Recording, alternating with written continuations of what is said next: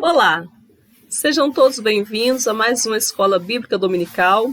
Hoje estaremos estudando a lição de número 9, do dia 30 de agosto, e o tema é Como vencer as oposições à obra de Deus. Então vamos lá todos juntos, vamos estudar, lembrando também a você que gosta de assistir aos vídeos do nosso canal, que se inscreva, curta os nossos vídeos, isso nos ajuda bastante.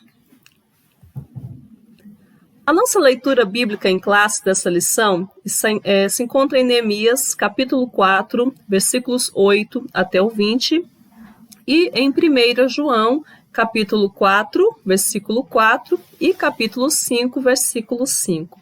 Contextualizando esta passagem aqui de Neemias, estão todos aí para reconstruir os muros de Jerusalém.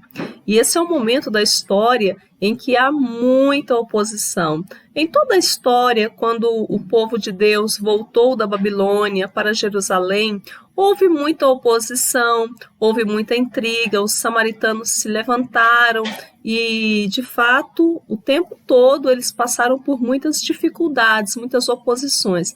Mas nessa fase da história, onde eles vão levantar os muros, é o momento, acredito que seja o mais difícil, onde realmente os inimigos se levantaram mesmo para destruir, para zombar, e nós estaremos estudando nessa lição exatamente esses pontos e aonde que o inimigo ataca, né? Quais são as armas que ele ataca, quais as maneiras que ele utiliza para tentar nos impedir.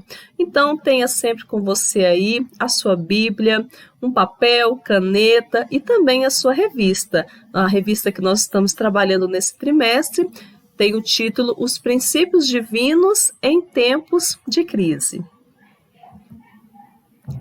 Os objetivos da nossa lição são 3. O primeiro é ressaltar o que a Bíblia afirma sobre a natureza dos ataques espirituais à obra de Deus. Identificar os meios que o inimigo utiliza para neutralizar a fé do crente. Destacar quais armas espirituais Neemias utilizou para vencer as oposições à obra de Deus. Então nós vamos entender aí como que é essa luta nossa com o inimigo, quais são as armas que ele utiliza, e nós vamos aprender com Neemias quais foram também as armas que ele utilizou para vencer. E tudo isso nós vamos trazer para os nossos dias e para a nossa vida, para a gente tirar proveito disso e começar a usar também. Nosso primeiro tópico vai dizer assim: qual a procedência destes ataques? Então, de onde que vêm os ataques? Qual a procedência? No nosso primeiro item, vai dizer que a Bíblia revela a verdadeira força por trás destes ataques. Qual que é a força que existe nesses ataques? Efésios capítulo 6, versículo 12, vamos ler juntos? Vai dizer assim: porque não temos que lutar contra carne e sangue, mas sim contra os principados, contra as potestades, contra os príncipes das trevas deste século, contra as hostes espirituais da maldade nos lugares celestiais. Então, aonde que está a força dos ataques? Exatamente nessa área espiritual. A nossa luta, ela não é contra o nosso irmão. Se nós começarmos a pensar que Neemias tinha uma grande luta com os samaritanos, com esse, com aquele outro, vai ficar tudo num plano terrestre. Mas não era, as armas ali eram espirituais, eram ataques, espirituais, e ele tinha que lutar da mesma maneira. Então nessa lição nós vamos entender um pouco mais a respeito dessas armas e a necessidade que nós temos de estar equipados da mesma forma. No nosso item 2, vai dizer o seguinte: qual a orientação que a Bíblia dá diante desta luta? Bom, a Bíblia, então, ela vai nos dizer como é que nós temos que proceder. Olha o que diz Efésios capítulo 6, versículo 13. Portanto, tomai toda a armadura de Deus, para que possais resistir no dia mau. Então, resistir é algo que nós temos que fazer. tendo feito isso, ficar firmes. Quer dizer que vem dias maus, vem dias difíceis e nós devemos resistir. Nós temos que lutar. E lutar de que forma? Com essas armaduras aqui. Eu vou abrir a tela um pouco maior. São as armaduras descritas em Efésios capítulo 6, do versículo 10 até o versículo 20, e é onde nós temos aqui o capacete da salvação, é o que vai cobrir a nossa cabeça, a couraça da justiça, aqui cobrindo o peito, o cinto da verdade, cinturão da verdade aqui nos lombos, né? A espada do Espírito, observe que a espada é um instrumento que ataca, e a espada é a palavra. E calçados os pés com o evangelho da paz. Bom, e além disso também, né, o escudo da fé. Observe que esse soldado aqui, ele está todo equipado, da cabeça aos pés. Todo o corpo dele está protegido. Assim é também conosco. Nós devemos pedir as armaduras de Deus para estarmos completamente protegidos. Eu não posso ter um escudo e não ter o capacete, ou ter o capacete, o escudo e não ter a espada, que é a palavra, né? Eu não posso estar aqui com o meu peito, com o meu coração desprotegido, ou aqui com o cinturão, o cinto da verdade. Em tudo, nós devemos pedir estas armaduras e pedir para que o Senhor venha nos dar todas essas armaduras, para que possamos lutar, resistir e permanecer firmes. Item de número 3 vai dizer que nesta luta contra o mundo invisível, a arma mais eficaz é a fé. Eu trago para os amados Hebreus, capítulo 11, versículo 6, que diz assim: sem fé é impossível agradar a Deus.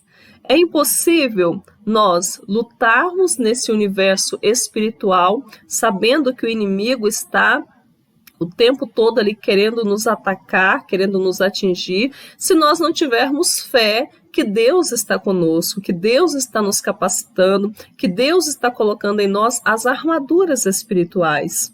Não basta tentar lutar com a nossa própria força, porque com a nossa própria força nós somos muito limitados. Nós precisamos ter fé que existe alguém muito maior. E eu falo do nome de Deus, né? Que Deus, que é muito maior, está lutando em nosso favor. Então, sem fé é impossível. Essa arma aí é a arma que nós devemos usar. E nós vamos ver que o inimigo, ele tenta exatamente fazer com que a gente venha perder a nossa fé. Então, ele sabe que quando a pessoa perde a fé, ela já perdeu aí boa parte da batalha, porque ela vai tentar lutar sozinha, e sozinho nós não conseguimos, definitivamente nós não conseguimos. Nesta luta, as armas devem ser espirituais. Se o inimigo é espiritual, as nossas armas também devem ser espirituais. Tentar lutar com as nossas armas, com a nossa força, com a nossa capacidade, com a nossa inteligência, contra um inimigo que é espiritual, nós não vamos conseguir. Mas temos que lutar também desta forma. Então, por isso a importância aí de toda essa armadura, né? Então essa armadura no sentido espiritual é o que nós devemos pedir a Deus. Senhor, me dê, Senhor, estas armaduras espirituais para que eu possa lutar. Porque é certo, amados, que as lutas vêm sim e nós devemos estar preparados para enfrentá-las. Vamos para o nosso tópico 2? Tópico 2. O inimigo procura atingir a nossa fé. Ele sabe que quando a gente tem fé, nós somos mais fortes, porque nós temos Deus do nosso lado. Se nós perdemos a fé, nós perdemos também a nossa força que vem do Senhor.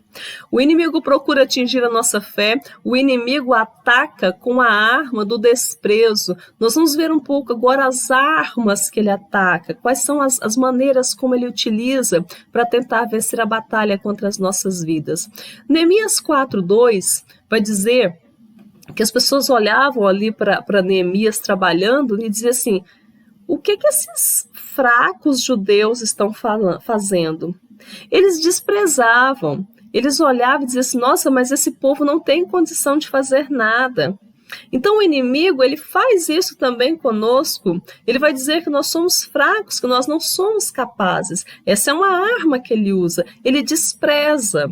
Mas você sabe que quando o inimigo estava desprezando aqui Neemias, até esse momento, né, porque nós vamos ver um pouco da frente, que foram muitas armas utilizadas, enquanto está desprezando, é hora que você tem que ir ali e continuar trabalhando. Foi exatamente o que Neemias fez. Estavam desprezando, estavam dizendo que eles eram fracos, estavam dizendo que não iam conseguir, e eles ali trabalhando. O inimigo usa essa arma para nos deixar tristes e assim desanimados. Item 2. O inimigo ataca com a arma do escárnio. O que é a arma do escárnio? O que são os escarnecedores? Eu trago aqui para vocês, para todos nós, escarnecedor, que trata alguém com escárnio, com zombaria. Indivíduo, aquele que zomba da outra pessoa. Era exatamente isso que eles faziam. Olha Neemias 4:3. Se vier uma raposa, vai derrubar esse muro. Estão dizendo assim que o muro não tinha força nenhuma. Se passasse um animal ali, ia derrubar. Zombando, né? Zombando, criticando, escarnecendo. O inimigo faz muito isso. E olha o que diz o Salmo 1. Eu gosto muito desse Salmo. Esse Salmo 1 vai dizer assim: bem-aventurado o varão que não anda segundo o conselho dos ímpios, que não se detém no caminho dos pecadores e nem se assenta à roda dos escarnecedores. Ou seja, é das pessoas que fazem aquela rodinha para ficar zombando do outro, zombando de um que caiu, zombando de outro que está fraco na fé, zombando de outro que elas acham que não vão conseguir aquela obra grande, vão dizer, nossa, isso aí é muito grande para você, você não vai conseguir. Então não seja, né? Que nós nunca, jamais na nossa vida façamos parte desse time que se assenta à roda dos escarnecedores, mas que, continuando no Salmo 1, que o nosso prazer esteja na lei do Senhor e nessa lei nós possamos meditar de dia e de noite. Então, era exatamente isso que o inimigo fazia nos tempos de Neemias, a arma do escárnio, zombando, dizendo que eles não iam dar conta, que eles não eram capazes. Olha o que diz o item 3. O inimigo chama a nossa atenção para a imensidade da tarefa. Ele faz isso. Ele vai dizer assim que o desafio é muito grande, que você não é capaz, que tem pessoas mais capacitadas do que você, tem pessoas que fazem melhor do que você. Ele sempre vai falar essas coisas para quê? Para que você venha desistir. Então ele vai dizer assim, olha, esta obra é muito grande, você não tem condições de fazer. Mas quem te chamou foi Deus, e se Deus te chamou, Ele vai te capacitar, Ele vai te preparar, Ele vai te revestir ali do que for necessário. Deus chamou Neemias para esta grande obra e Deus capacitou Neemias. Nós vemos Neemias com um espírito de liderança tão grande. E era necessário que fosse alguém dessa maneira mesmo. Então Deus chamou a pessoa certa. Se nós olharmos com os nossos olhos carnais, bom, Neemias era um copeiro do rei, alguém que estava ali trabalhando para o rei. E por que não? Por que Deus foi chamar ele? Mas nós vamos ver toda a história de Neemias, a gente vai entender. Homem de oração, nós vamos falar disso aqui um pouquinho mais adiante. Um homem que tem um espírito de liderança, ele sabe a hora de falar, ele sabe a hora de calar, ele sabe ouvir as pessoas, ele sabe resolver problemas que surgem em meio ali à obra. Então, a obra era muito grande, mas Deus chamou a pessoa certa. Então, se Deus te chamou para a obra, não deixe o inimigo dizer que você não é capaz, não deixe o inimigo dizer que você não consegue, porque você consegue sim, quem te chamou foi Deus. Olha aí, vamos continuar. Quem você prefere ouvir, né? Deus que te chamou ou o inimigo que diz que você não é capaz? Continuando, item 4 ainda do tópico 2. O inimigo usa contra nós os boatos e as mentiras. Ah, mas ele faz demais isso. Muito, muito mesmo. Se a gente for dar ouvidos aos boatos, se formos dar ouvido às mentiras, a gente não faz nada. Mateus 5,11 vai dizer assim: bem-aventurados sois vós, quando vos injuriarem, e mentirem, e perseguirem, e mentindo disserem todo mal contra vós por minha causa. As pessoas vão colocar assim seu nome, vão dizer que você fez isso, vão dizer que você fez aquilo sem você ter feito. Se você der ouvidos a isso, você não vai para frente. Diziam que Neemias estava querendo ali levantar os muros para depois se rebelar contra o rei. Diziam que aquilo ali era uma atitude rebelde de Neemias. Se Neemias fosse ficar dando ouvidos para aquilo ali, ele não ia fazer a obra, não ia de jeito nenhum. Isso também serve para nós. Se a gente for dar ouvidos para o inimigo, para as mentiras, para o que ele inventa, a gente não faz nada, fica parado. Olha aí. 5. O inimigo usa como arma a astúcia. Olha o que diz Neemias 6:3. Neemias está dizendo isso. Estou fazendo uma grande obra, de modo que não poderei descer. Por que cessaria esta obra, enquanto eu a deixasse e fosse ter convosco? Sabe o que o inimigo estava fazendo aí? Neemias, vamos congregar ali em outro lugar, vamos ali adorar o nome do Senhor Deus. Irmãos queridos, tem muitas pessoas que estão abandonando as suas igrejas para congregar em outros lugares. Por quê? Porque o inimigo convida, mas aí ele convida e depois ele larga, ele abandona. Isso aí que o inimigo estava fazendo, dizendo assim, Neemias, vamos ali adorar a Deus? Havia muitas vontades ali contra Neemias. Talvez de até matar Neemias, não sei. Talvez de enganar, talvez de tirar o foco, mas principalmente de tirar o foco. E o inimigo faz isso também conosco nos nossos dias. A pessoa está firme ali na sua congregação, no lugar onde Deus está usando ela, e o inimigo começa a vir com palavras dizendo assim, vamos fazer diferente hoje? Vamos congregar em outro lugar? Para quê? Para tirar o foco. Para quê? Para perturbar a cabeça, para tirar ali os objetivos. Neemias diz, não, eu estou fazendo uma obra muito grande, eu não posso parar, eu não posso sair daqui. É assim que nós temos que ser também.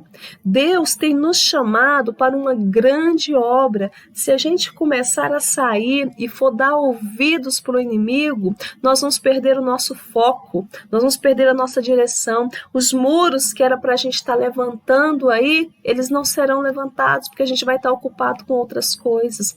Cuidado porque ele é astuto, cuidado porque ele tenta nos enganar de toda forma, inclusive dessa forma como tentou enganar Neemias. Mas louvamos a Deus que Neemias deu essa resposta aí.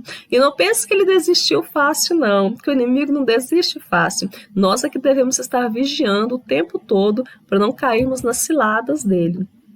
O inimigo usa como armas as ameaças. Sim, houve ameaça também. O inimigo está sempre ameaçando. Como é que nós devemos proceder quando o inimigo ameaça?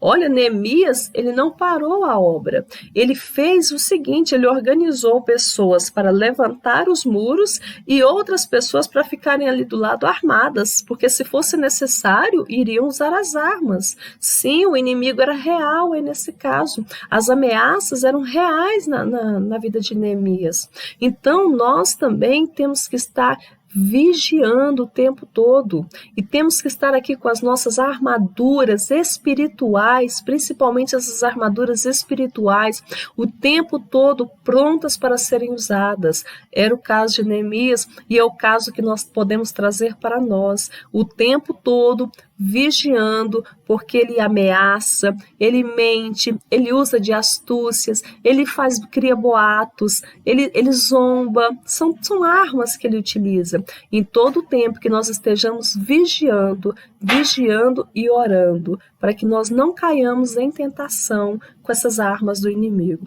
Vamos então para o nosso terceiro tópico, que vai dizer assim: qual o segredo da vitória de Neemias e dos judeus? Então, diante de tudo isso que eles estavam passando, qual que foi o segredo? Por que eles conseguiram? Nós sabemos que eles conseguiram levantar aquele muro e foi num prazo muito rápido, foi uma bênção, todo mundo trabalhando, muita união, mas qual que foi o segredo? O segredo está aqui, ó.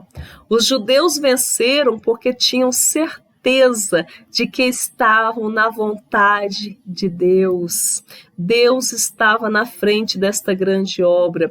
Quando Deus te chama para algo, quando Deus te coloca para fazer algo, se é Deus que está te chamando, você já tem vitória. As lutas virão? Sim, elas virão, mas quem te garante a vitória é Deus. Deus estava na frente, então essa era a certeza de que ia dar tudo certo.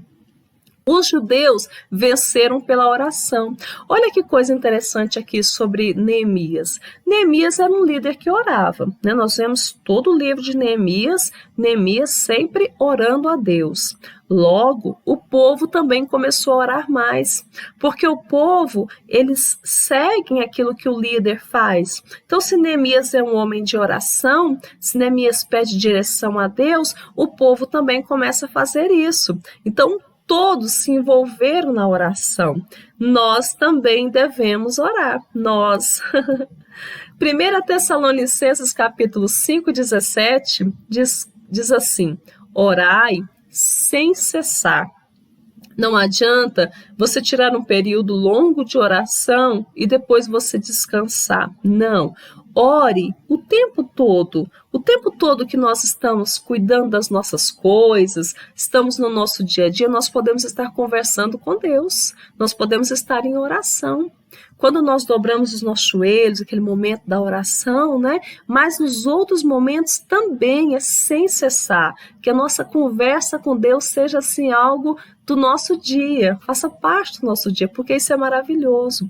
Olha o que diz Lucas, palavras de Jesus, capítulo 18, versículo 1. Contou-lhes também uma parábola sobre o dever de orar e nunca desfalecer. Esta é a passagem daquele juiz que era iníquo e tinha uma viúva que todos os dias ela ia lá e ficava importunando o juiz. Julga minha causa, julga minha causa. E esse juiz, ainda que isso é uma parábola, né? Ainda que ele não temia a Deus, mas ele foi e julgou a causa dela. E nessa parábola nós vamos entender que é necessário sim ir lá e pedir, e clamar e continuar. Tem gente que ora uma vez só e pronto, não aconteceu, deixa para lá. Não, continue orando, continue clamando, não desista de orar, a oração é chave da vitória. Chame para o Senhor, clame ao Senhor, Ele é que garante a nossa vitória. A oração envolve autodisciplina, é verdade. Orar é maravilhoso, mas orar não é fácil. Quando nós começamos a orar, tudo vem acontecer, né? É um telefone que toca, é uma pessoa que chama, é uma necessidade que surge, é algo que a gente lembra, mas nós precisamos desenvolver uma autodisciplina de que naquele momento que é para orar, nós vamos dedicar mesmo para a oração. Quando a gente passa dessa fase, a gente vence essa fase, a nossa oração ela é muito mais maravilhosa e nós cremos, nós temos a certeza que Deus recebe. Então envolve autodisciplina e nós precisamos nos aprimorar em orar. Nós precisamos desenvolver esse lado. Senhor, eu vou orar, Pai, e eu não vou desistir de te pedir. Se não acontecer logo, continue orando. Sim. Mateus 26, 44 diz assim: e, deixando-os de novo, foi orar pela terceira vez, dizendo as mesmas palavras. Meus amados, é a oração de Jesus. Por 3 vezes, Jesus orou as mesmas coisas. Jesus aqui está num momento de grande tristeza, de grande dor. Ele está lá no Getsêmani e ele continua orando. Elias orou 7 vezes para que chovesse. 1 Reis, capítulo 18, versículo 43 até o 45. Então, às vezes a pessoa diz assim, eu só vou orar uma vez só e pronto. Não, nós devemos insistir, continue orando, continue pedindo, não desista, sabe? Não desista da sua caminhada. Continue firme que o Senhor vai te dar vitória em nome de Jesus. E eu vou deixar aqui, para finalizar, 2 Crônicas 7:14, é um versículo tão conhecido nosso e tão maravilhoso, que diz: e se o meu povo, que se chama pelo meu nome, se humilhar e orar, e buscar a minha face, e se converter dos seus maus caminhos, então eu ouvirei dos céus, perdoarei os seus pecados e sararei a sua terra. Eu acho que todos nós temos muitos motivos para orar ao Senhor. Todos nós temos motivos e precisamos urgentemente orar mais a Deus. Porque o inimigo em todo o tempo ele está lutando, mas Deus é mais na nossa vida. Deus é mais para nos dar vitória, para nos garantir a nossa bênção. Então estejamos orando, estejamos nos humilhando na presença do Senhor, que Ele é poderoso para mudar a nossa história, para sarar a nossa terra. É necessário que nós peçamos isso para o Senhor. E eu tenho certeza nesse Deus bondoso que nos ouve e que vai mudar a nossa história. Amém? Assim como mudou em Neemias, muda também a nossa história se nós nos convertermos dos nossos maus caminhos, se nós clamarmos a Ele, Ele vai ouvir dos céus, vai perdoar os nossos pecados e vai sarar a nossa terra. Glória a Deus. Terminando aqui mais uma lição, eu separei 3 perguntinhas aqui para que a gente venha refletir. Peço que você responda aqui embaixo nos nossos comentários essas perguntas, e a primeira delas é: como devemos enfrentar os ataques do diabo? Como que nós devemos enfrentar? De que maneira? Cite uma das armas que o inimigo usa para atacar. Nós vimos que são várias armas que ele utiliza. Cite uma. Qual que te lembra assim, que ele usa para te atacar, para nos atacar, né? Como Neemias conseguiu vencer as oposições? Qual que foi a característica? O que mais importante Neemias fez para vencer as oposições? Amém? Bom, então nós terminamos aqui mais uma aula. Eu agradeço a todos pela participação, você que está sempre participando aí dos nossos vídeos. Deus abençoe você poderosamente. Não se esqueça de curtir o nosso vídeo, se inscrever aqui no nosso canal, comente, responda e que Deus venha abençoar a todos. E nós nos vemos na nossa próxima aula. A paz do Senhor, fiquem todos com Deus.